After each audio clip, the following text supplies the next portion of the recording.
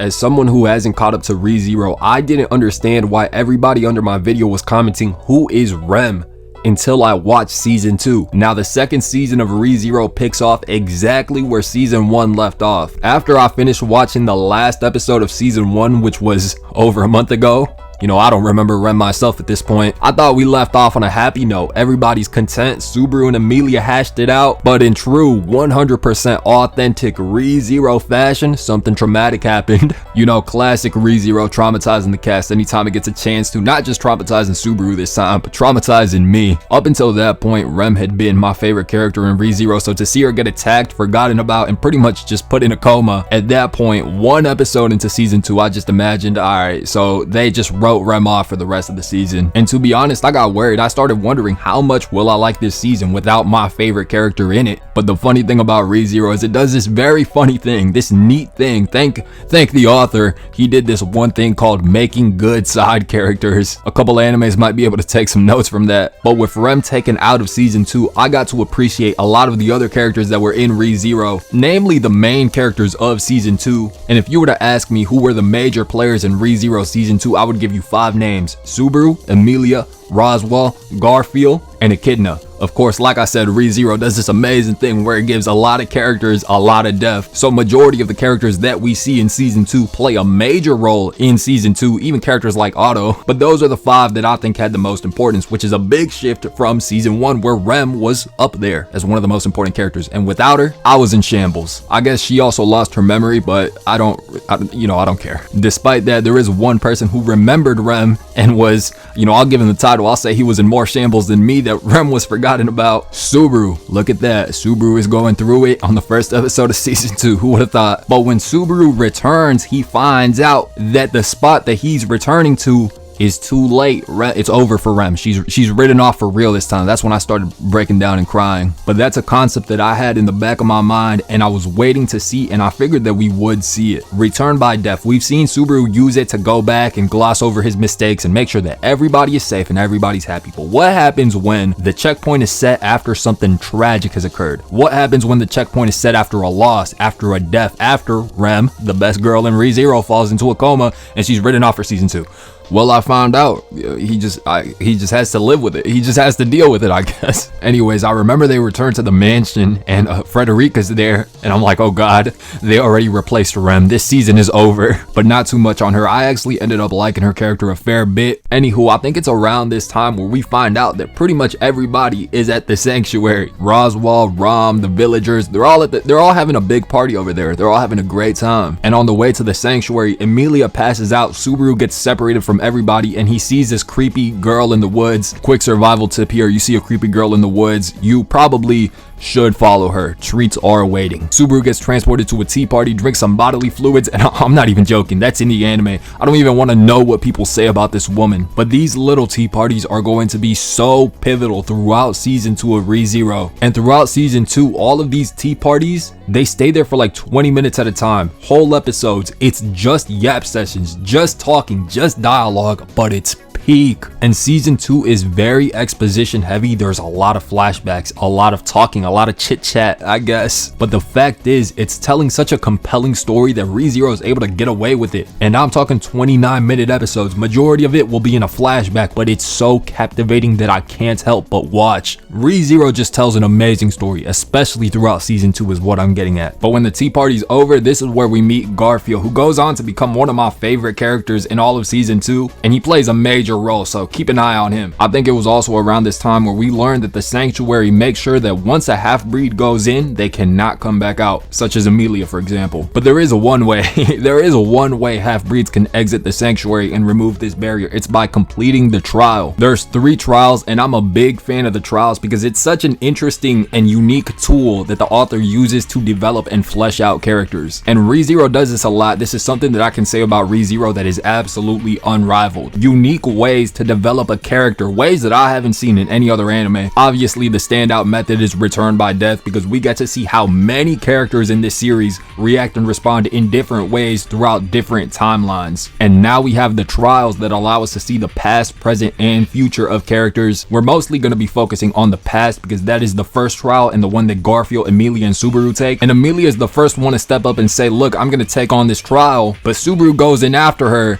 and takes the trial himself. And in this trial, we get one of the best flashbacks in ReZero, bar none. I keep calling it a flashback, sorry, that wrong terminology, because it's not a flashback, it's something that hasn't happened. It's a reflection of the past, and what Subaru is reflecting on is the time spent with his family before he got brought into this world. And it's such a beautiful sequence of episodes. These episodes are so good. From episode 1, I was wondering, what was Subaru's normal life like? I just assumed Subaru was living by himself in an apartment and his parents, probably hated him. I couldn't be more wrong, because his parents loved him a lot. And the conversations with Subaru and his parents, his mom and his dad, such beautiful pieces of dialogue, I guess. Beautiful writing, I should say. Beautiful episodes. Watching these episodes was really like sitting at a table and having to stand up and be like, who's the chef? Who made this?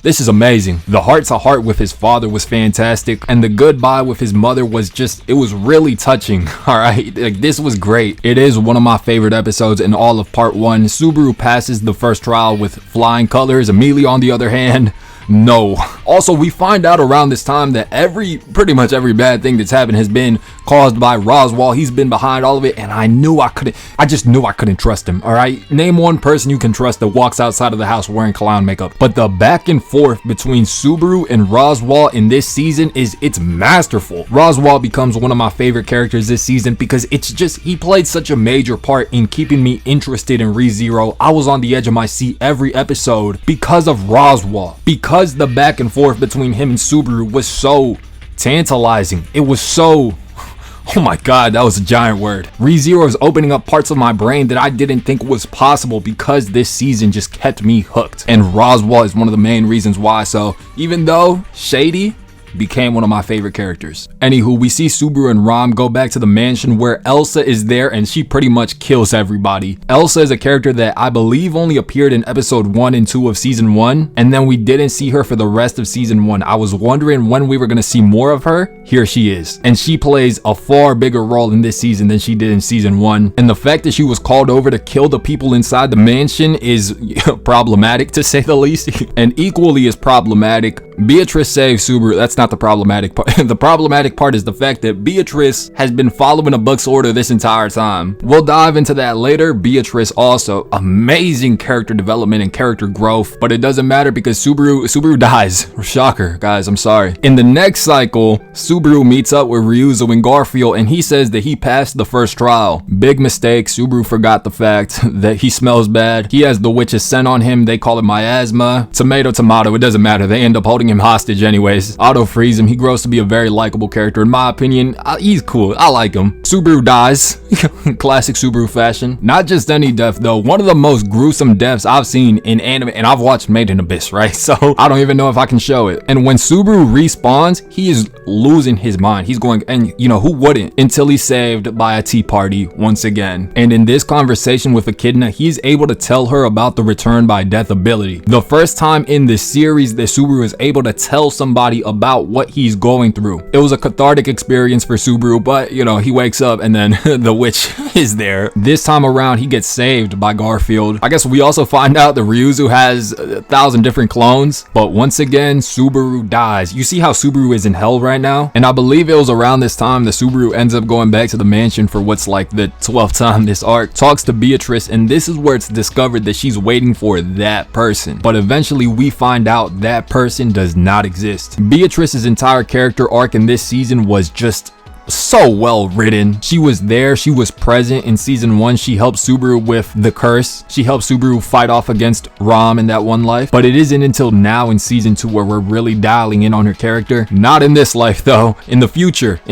yeah. In this life, she dies to Elsa. And Roswaal kills Rom and Garfield. Everything is just, again, absolutely torturous for Subaru. It's being beaten into him life after life after life. There's not going to be a way for him to save the mansion and the sanctuary. He's going to have to choose. And part of me wishes that he did have to make that decision. At the end of the day, Subaru comes out on top. But as somebody who hasn't read ReZero, I wonder, will there ever be a point where Subaru has to pick between one or the other with no gimmicks, with no ability to save both? You have to pick one or the other. The concept of that absolutely fascinates me. I hope we do. Anywho, I want to talk about one of my favorite moments of season 2. Subaru is shown the other lives that he's lived, the lives that he's died, what has happened after he died, possibly. It introduces the idea that once Subaru dies, that timeline is not over, and the people that Subaru loved and cared for have to suffer with his loss. And that makes Subaru ponder, has he been hurting the people that he loves by abusing the return by death ability? Seeing that made me happy,